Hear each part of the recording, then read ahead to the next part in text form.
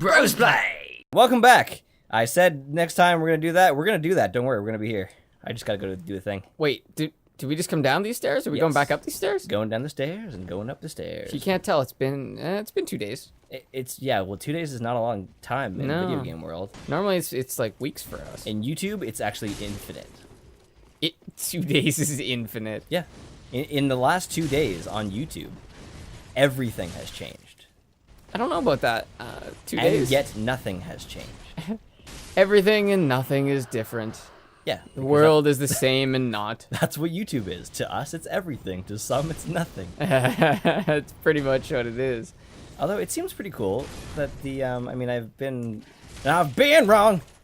Does it ever blow your mind that you and me are both very big YouTube people, but we share very little content on YouTube? Woo! Like we don't watch the same things at all, even though we both spend a ton of time on YouTube. Yeah, absolutely. I just always thought that was kind of crazy that, we can both spend this time here, but normally when you say like, oh, I love Spike or I love HBO. Spike. Well, a specific channel. You know what that person's watching. Yeah. But if you say, oh, I love YouTube, you could be into anything. You could be into watching a dude smoke a pipe. Oh, yeah, absolutely. Right? You could sit there for hours watching, like you said, infinity gets added to YouTube every day. Like, there's so much extra content every day. You could be into whatever. Well, 2 years ago, 2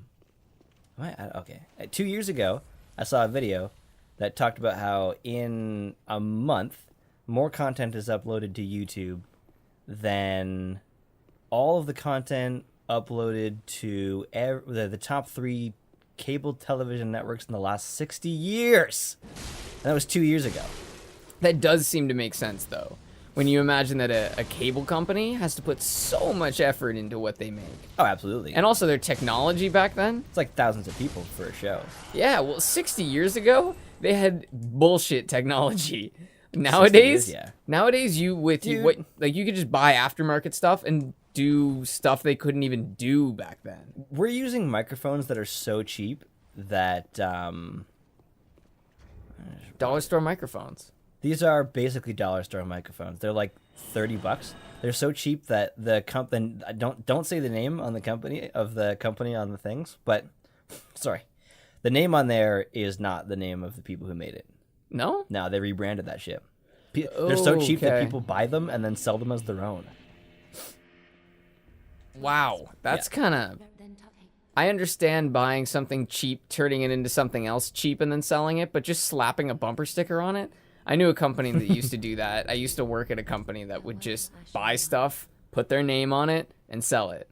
There's a lot of companies that do that. I guess a lot of places do that because sometimes actually, a great example, there was a guitar store that they made these really nice, like $3,000 specialty guitars. Mm-hmm. But that's not where they made all their money. That was like their flash. That was like the show part of things. Right. That's what they love doing. But they'd buy these guitars for like $100, $300 from China, sell them for $300 or $600 here. Yeah. So that's where you actually like keep the lights on, is with all those little purchases. Yeah, with all the little boring nonsense. There's some companies that they'll have a warehouse and they'll sell the best products under one name, and then the stuff that doesn't quite make the original standard to a different name. No way. A different company? Dude. Yeah.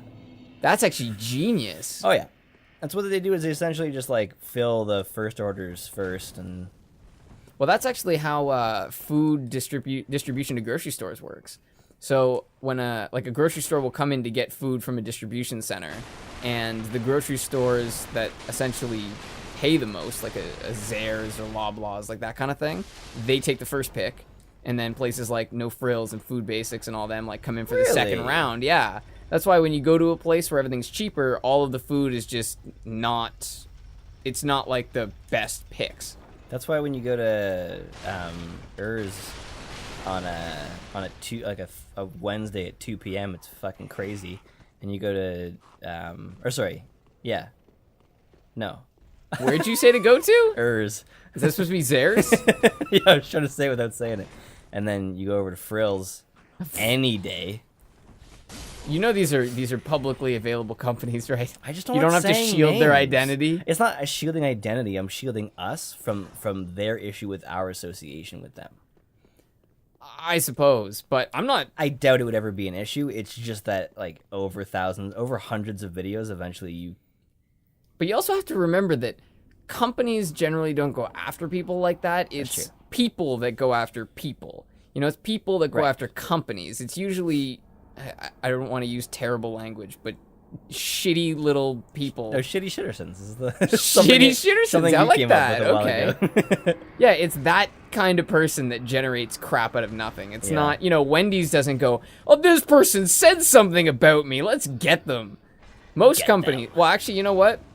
I don't even want to give them credit, but there are some video game companies that have done that. Oh, just gone after people. Dude, there's entire companies that we will not play their games on this show. Ouch. Well, no, I'm talking about like an indie company that went after Jim Sterling. Oh yeah, like you know there are shitty shittersons who have companies too. Yeah, well, that company actually went under because of that. And that's why companies like you know the frills and zers won't sorry won't go after us because people don't like that. People don't want a company to be like ragging on people for their opinion about the company. I don't know if you noticed, this guy's kind of an asshole. He is, and his name is Vort. Vort of the Boreal Valley. The Boreal Valley. Is that why he has trees on? No. He doesn't have trees. Yeah, he's got twigs. Oh, that's hair, bro. He's balding. I don't know, man. Those don't look organic. Well, I mean, trees are organic. The best way to kill this guy is to just get up right in his taint. Yeah, he can't really hit you in your... Oh, never mind. But yeah, he can't... Oh, Jesus. Oh, yeah. Just That's like... a brutal place Ow. to smash a guy. Well, it's a brutal place to smash Vort of the Boreal Valley. Vort. Vort of the Boreal Valley. Ow! Oh. I've been frostbitten, bro. You've been got. The only reason it didn't hit you with that strike is he had knocked you to the ground and froze you there. I am not. No, you're not gonna. You're gonna make this one, but tune in next time. I love how unique every enemy's attacks are. You know, he doesn't just swing his mace at you. He has maybe 3 or 4 different ways that he can move that mace. Yeah. Slide it upwards, slam it down. He shot it straight forward at you. That's how he froze you. And he does this too. Now he's in what did he do, he's in a new though? phase where he does this stupid shit. I fucking hate this shit. He doesn't stop either. So for a caster like me, it's a real problem. And then he shoots this thing from always left to right. Oh, whoa. Never right to left. So you just go through it? That's like the best way? Yeah, like see how much damage or how much frost I took for like the second that I was in it. If I got hit by it, I would be frostbitten immediately. Wow. Woo! So that's always the goal, is to get into a position where you can walk through it quickly? You want to be behind him actually when you cast that. Oh, if you can help it. I'm very surprised I've survived this. Yeah, long. I thought that shot was going to take you down. Ooh, that one might. Wow. Need more of that. See, that was such a unique strike. He dragged his mace through the ground with 2 hands. It's really neat. He's also got like, it seems to be designed. Oh, no, that's me dead. Yeah, that was... Well, I almost did it with surprisingly close. low amount of health. I forgot to summon, what's his nice. name? Nice shot. I forgot to summon Blade, or Swordmaster. Oh, right. You said you could bring him back now. Yeah. So, does that cost you something? Bring him back from life. I kicked him off a cliff. You need to use an ember in order to be able to summon him, but I'll lose the ember if I die. Oh, you need to use... Oh, okay. And then could you summon him at a fire? No, you just summon him. He'll be at the boss. Interesting. So Yeah. you're summoning him for the boss. Yes. So summoning people in this game, you can summon them anywhere, but they have to put down a summoning stone, and they're not going to put down their summoning stone in a dumb spot. They're going to put it down like near a thing that people have a hard time with. But sorry, when you say they, you're talking about players, right? Yes. What about which means that along with it, because this is the 3rd game, they had enough information on how players operate. They're like, people pretty much only put this shit at bonfires or next to hard enemies. So that's pretty much not the only place you ever find in-game characters. So will you see his summoning stone on the ground right now? Yes. Oh, okay. And now that I'm thinking about it, they probably already knew that from the first game, because I'm pretty sure there already was a summoning. What the fuck? Oh no. Oh, I didn't use the ember. You fucking dink. So you need to have an ember in order to see them? Yes. That is so funny that There I you was go. like, no. Oh, you got a lot of embers, actually. But yeah, you can. Yeah, I got 6. You can buy 3. See that? You can buy 3 for like every different ash you bring. It's the sword master. Okay, so that's actually pretty sweet. He's a bit of a dink, but And so they've built this into the game so that if you're not online, you can still summon people. exactly. And is he coming? It takes him a while. Okay. But what I meant was, sorry, you can summon Knight Solaire in the first game. So. Oh, so they already have been doing this. Yeah, they've It's already just been doing it, yeah. I don't have that much experience, not nearly as much as you do with this. I have considerable experience with this game, brother. You've been talking about Dark Souls to me for a very long time. The first one I ever got was years ago. It was 2, right? It was 1. It was the first. 2 was the first game I ever like properly. Fuck. Yeah, it's starting well. No. It's I think because you keep trying to get close. You just got to cast at him. It's just because I was like doing my attack regardless of what he was doing, Which, yeah. and paying attention to the enemy is a huge part of Souls games. Games with stagger, I always find, are very important to pay more attention to the enemy than your character. Absolutely, especially because the damage is so fucking high in this game. Absolutely, positively. Like, you can see like Swordmaster's pretty much doing dick. Like I don't know if he's there. You go. Good job. 37 damage. That's weak even for me. Because realistically, he should be hitting him constantly while he's paying attention to you. Yeah, I think. But because he has to like wind up, he like doesn't move forward very much. He'll die. Yeah, he's definitely... Well, he's got some Estus Floss, which is nice. Some of you may die, Fireball him. He's not moving. but it's a sacrifice I'm willing to make. Oh, your Fireball doesn't go full range, eh? No, not at all. It's a heavy fireball. See, it conforms to basic physics. This game's realistic. Because, yeah, your guy actually has to throw it. That It's was not... a joke. Well, it does, in some ways. I just like the game's not realistic. Not realistic, no, but it's like we were talking about a little earlier off air, is that it's got such a... Charm? Not a charm. It's got such a decision in how they wanted this world to behave. Yes. It doesn't... None of it feels wrong. It has right? an environmental immersion. Yeah, exactly. It's a complete environment. They've designed all the portions of this to feel good together. You got the wrong flask out. Oh, I took it off.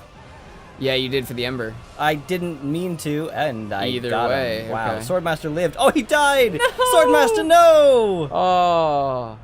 So I got his soul, and in typical Souls fashion, you can either consume it or turn it into a special item.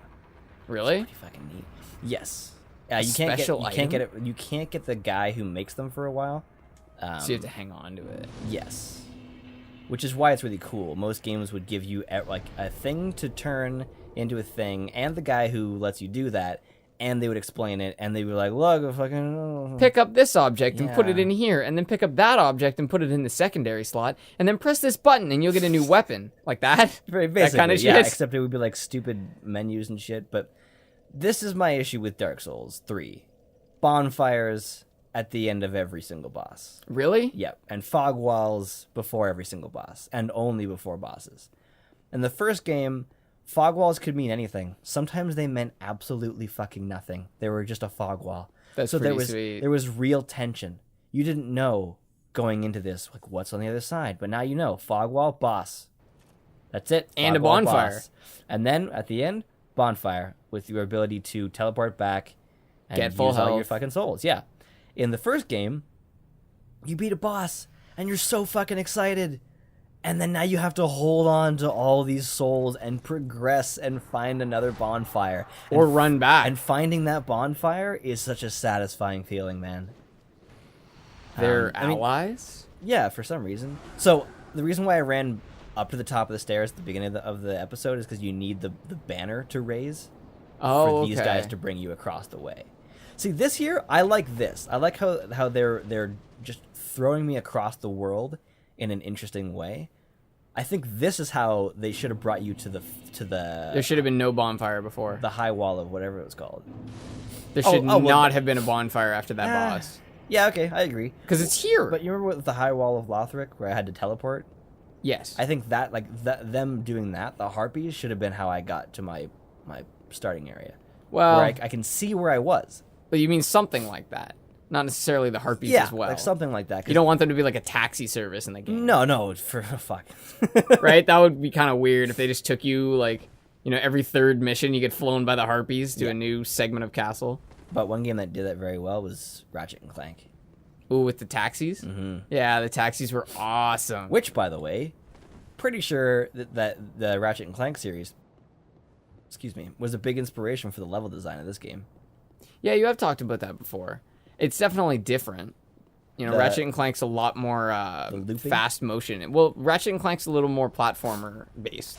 I mean, from a level design perspective, so there's, for some reason, there's a dog undead war. It's pretty sweet though. I love walking into this shit. This is environmental world building right here. Environmental immersion. I think it's really, really necessary for enemies to either have the ability to hurt each other or sometimes fight, like just something that makes the enemies not this faceless mass that hates the player. Yeah, well, it makes them feel like these characters feel consistent because they don't just want you. You're just an outsider. They just want to kill anything. Yeah. Also, dogs are kind of out of place in this game. They worked really well in Bloodborne because you didn't have a shield. Excuse me. Oh, but the dogs are kind of useless when you got the shield? Look at that. No matter how fast they run at me, look how little of that takes out of my stamina. It's true, considering... Well, no, it takes health, though. Like a little bit, but it's like, eh. Yeah, it's really And I not just that knock big a them deal. back with my axe. So, in Bloodborne, you had to dodge them. So I thought they worked really, really well. They were scary. They were. They're not that scary in this. No, not really. You just picked up an alluring skull? Yeah. What makes it alluring? No, it allures things. Oh, okay. Yeah. That makes more sense. So look, he's alive. Oh my god. Yeah. He wants me to kill him. But, I'm not going to kill him. whoa. I'm instead going to skip this. He's and a accept person. his service, and now he's honored. And he's going to go back to my base, and I can go find him. Whoa. Although something happened in my other playthrough, I don't know what happened. If you don't go and talk to him fast enough, he'll die at your home, and then there's just a corpse. Of one of these things? So these are so sad. What are they? These pilgrims? They're supposed to die for some reason. That's so bizarre. I like Yeah. that they don't explain anything. I love how if you want to, you can get into what this game has to offer, but if you're not interested, like, I was talking to Dane because he played this game. He's like, yo, saw Dark Souls at the store. Should I get it? And I'm like, dude, that's such a ridiculous question. It's like, because Dark Souls is very Dark Souls. It's like there's no other game to really compare it to very well. Yeah, are you down to get your ass kicked? Yeah, like, are you down to care deeply about level design because you have to? Not because you want to. I don't know if you have to care deeply about level design, but you need to put a lot of investment into it. We're about to come up to one of the best examples of level design in any game, and one of the best examples of Miyazaki's vertical level design concepts. Like, It's how close are you talking? I mean, it's like over that. It's over that. It's over the hills and far away? Yeah. Actually, that's it. We'll get there. Did I get the binoculars? I did. Nice. I didn't even get to show the thing that I talked about in Bloodborne. When I said that they give you the binoculars over an area that you want to look at. Oh, yeah. Yeah, I think it's that building right there. Okay. Well, But it's got 3 different levels, and you have to care about where the enemies are placed because they affect you. and every time you go back to the bonfire, they Yeah. respawn. Yeah, there's also a bonfire at the bottom of it, which is really weird. Was there not an item on there? There's a lot of bonfires. I can't believe how many we just walked through since the boss. Yes. Just It's, 2 back to back. Very high level. There's actually 2 bonfires so close together, late in the game, and I'm like, what is that? Why is that there? And the like several comments of people all the way around it are just like, fucking why? Because it's just down the hallway, essentially. It's like, I mean, it's like there's one here and there's one up at that door. It's Wow. like, what is this for? I guess they just wanted, like, that to be a safe spot. You know, a 100% safe spot. I don't think it was planned. Oh, okay. I don't think they intended that. Oh, it takes a sliver. You were telling me that was gonna happen. Yeah. That it was gonna one-shot them, and then eventually it was gonna just not be enough. Yeah. So this is a little level design fun doodle, because if you come down here the intended way, you're not going to see that guy. Oh, okay. And then you're not going to see that guy very well, because he's going to have a dart in you. And then you got that guy coming down from nowhere. So you're fighting all three at once. Yeah. Or probably more like two. These guys actually do a shit ton of damage. Holy shit! Oh my god, That that's is him! blood? That's his, like bile. Hey! Wow. You gonna put that on? I got a thrall hood. Nice. I got a thrall hood in the last episode. Thrall hood. Whoa. Nice. Can you zoom in on that? Not really? Nice. Nice. Thank you for joining us. We gained a thrall hood. Next time, maybe less thrall hood. Spooky ghosts.